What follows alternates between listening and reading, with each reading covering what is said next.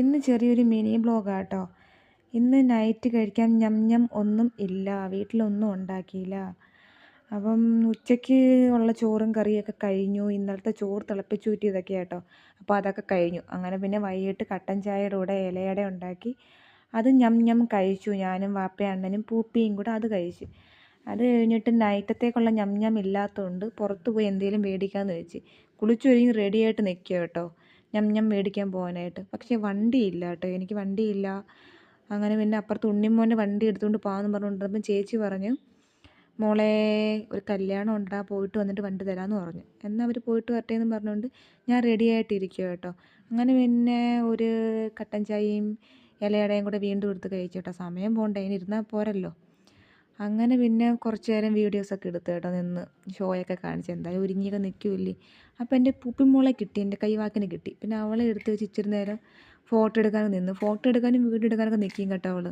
അതിനൊക്കെ വലിയ വിഷയമൊന്നുമില്ല. അങ്ങനെ കുറച്ച് നേരം വീഡിയോസും ഫോട്ടോയൊക്കെ എടുത്ത് അവളെ കൂടെ നിന്നിട്ട് കേട്ടോ. അതിനിടയ്ക്ക് വാപ്പ എന്തൊക്കെയോ പരിപാടി കേട്ടോ, എന്തൊക്കെയോ ഉണ്ടാക്കുക. വാപ്പയാണെങ്കിൽ എല്ലാം അത്യാവശ്യം വാപ്പയ്ക്ക് എല്ലാം അറിയാം, എന്തൊക്കെയോ ഉണ്ടാക്കും. വാപ്പയ്ക്ക് ഇലക്ട്രീഷ്യൻ പണിയൊക്കെ അറിയാം, പിന്നെ വരയ്ക്കും, പിന്നെ മേശിരി പണിയൊക്കെ ചെയ്യും, പിന്നെ തയ്യലറിയാം, ഡാൻസ് കളിക്കും, പിന്നെ ദൈവങ്ങളെയൊക്കെ ഉണ്ടാക്കും. നമ്മുടെ അവിടെയൊക്കെ കുറേ അമ്പലങ്ങളിൽ ദൈവങ്ങളെയൊക്കെ ഉണ്ടാക്കിയിട്ടുണ്ട് കേട്ടോ എൻ്റെ വാപ്പ.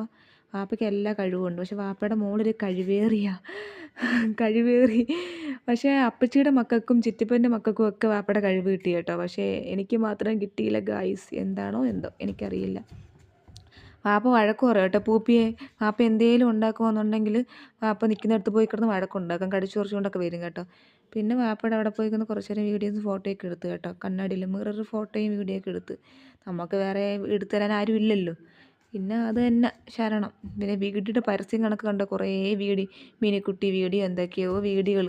പണ്ട് അരസം വീഡിയോ ഒക്കെ ആയിരുന്നു, ഏതൊക്കെയോ കുറേ വീഡിയോകളൊക്കെ അവിടെ കിടപ്പുണ്ട്. അപ്പൻ്റെ റൂമല്ലേ, ഇതൊക്കെ കാണാം. പിന്നെ ഞാൻ കടയിൽ പോയി കേട്ടോ. കടയിൽ പോയി പൊറോട്ടയും ചിക്കനും വാങ്ങിച്ച്. പിന്നെ അവിടെ വെച്ച് എൻ്റെ ഫ്രണ്ടിനെ കണ്ടു കേട്ടോ.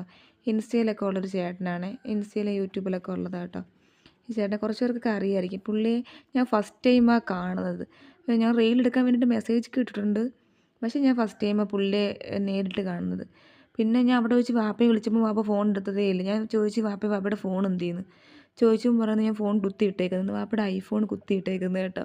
നല്ലൊരു ഫോൺ ഉണ്ടായിരുന്നു, ഒരിക്കൽ വഴക്കുണ്ടാക്കിയിട്ട് എറിഞ്ഞു പൊട്ടിച്ച്. എൻ്റെ അടുത്ത് തന്നെ വഴക്കുണ്ടാക്കിയിട്ട്. ഇതൊക്കെ വാപ്പ വരച്ച് വെച്ചേക്കും കേട്ടോ. അങ്ങനെ പൂപ്പി ഇവിടെ ഉണ്ട്. അങ്ങനെ ഞാനിട്ട് ചവിട്ടും കേട്ടോ. അടുത്ത വീഡിയോ കാണാൻ tata bye bye, see you. കടിച്ചു വെച്ചേക്കുന്ന പാട